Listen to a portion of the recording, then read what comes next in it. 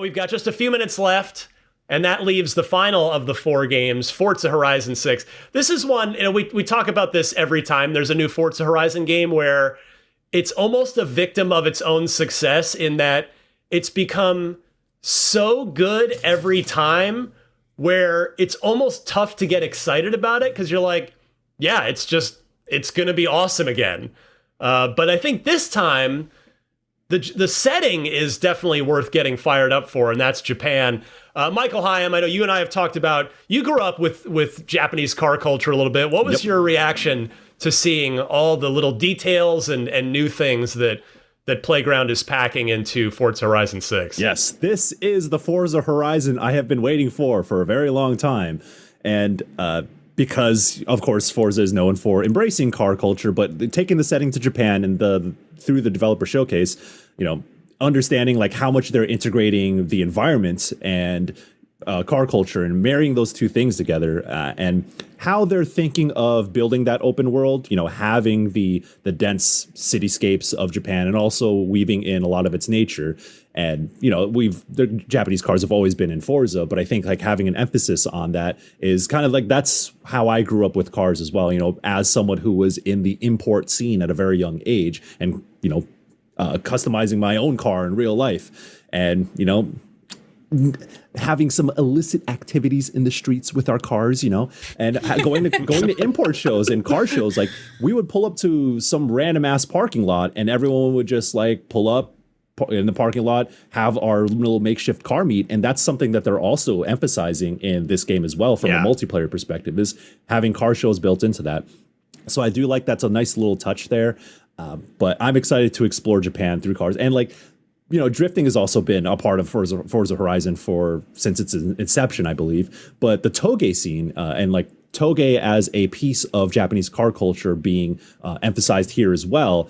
Drifting through a mountain range is, that's a uniquely Japanese thing. If y'all watch Tokyo Drift, that's the whole story right there. So having that in Forza Horizon 6 is just another touch that is making it distinguishable from the other Forza Horizon games. Ryan, like you said, at a certain point, like all these Forza Horizon games are all fantastic, but they all do start to blend with each other.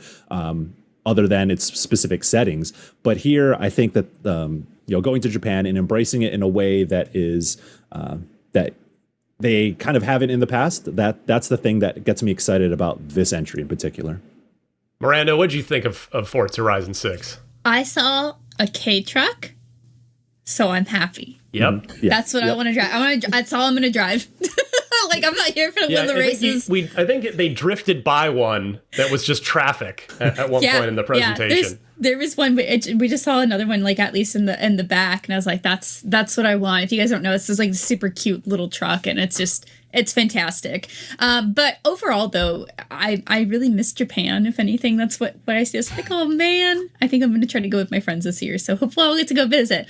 But overall, just looks stellar. Like, as you said, Ryan, it has the Forza Horizon problem of just like, we can just keep saying the same things. This looks sick.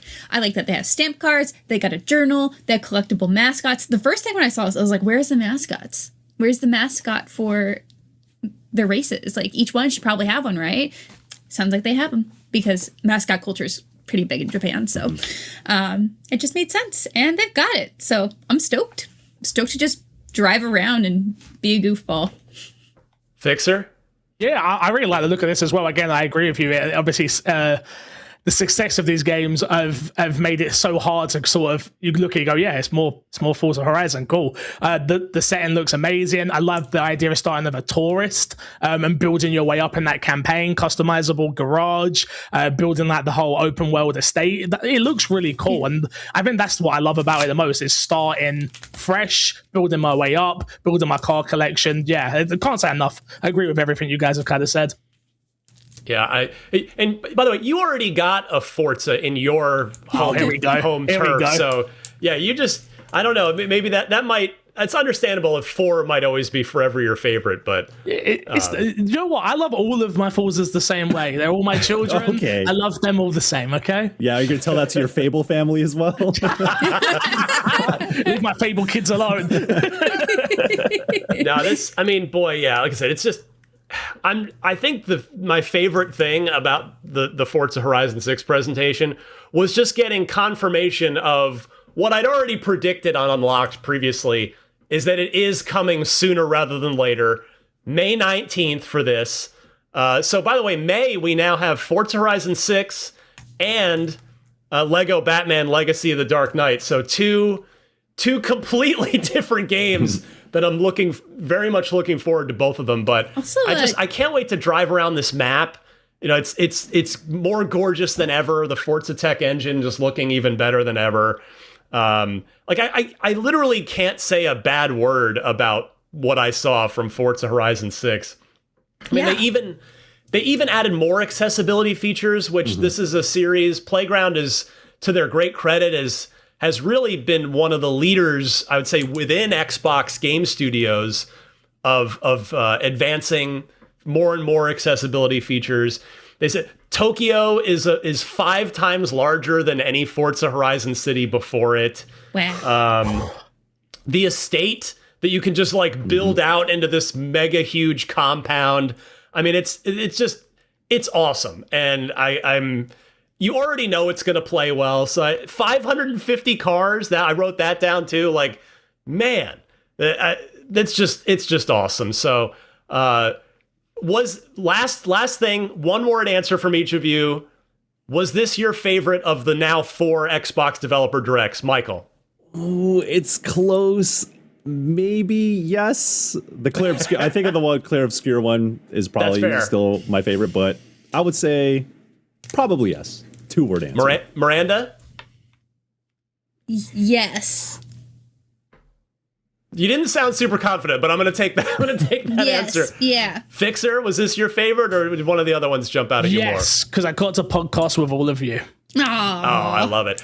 Honestly, this was my favorite because it's just Fable. Fable really just puts it over the top. And like I said, I was super pleasantly surprised by Beast of Reincarnation. I knew Forza Horizon 6 was going to be great. Yeah, I'm so glad Xbox has been doing these. They've made it a late January tradition. I imagine they'll keep doing it because this one was awesome. So that'll do it. The 4th Xbox Developer Direct is in the books. This was the 724th episode of Podcast Unlocked, IGN's weekly Xbox show. Though we do have a second episode coming your way this week on Saturday. Are kind of out of the norm for us. We have a little weekend drop for you. We're gonna drop an episode where we talk all about the top 100 Xbox games of all time, the bottom 75 of the list, and then we're gonna do a follow-up podcast just about the top 25. So join us Saturday for a fun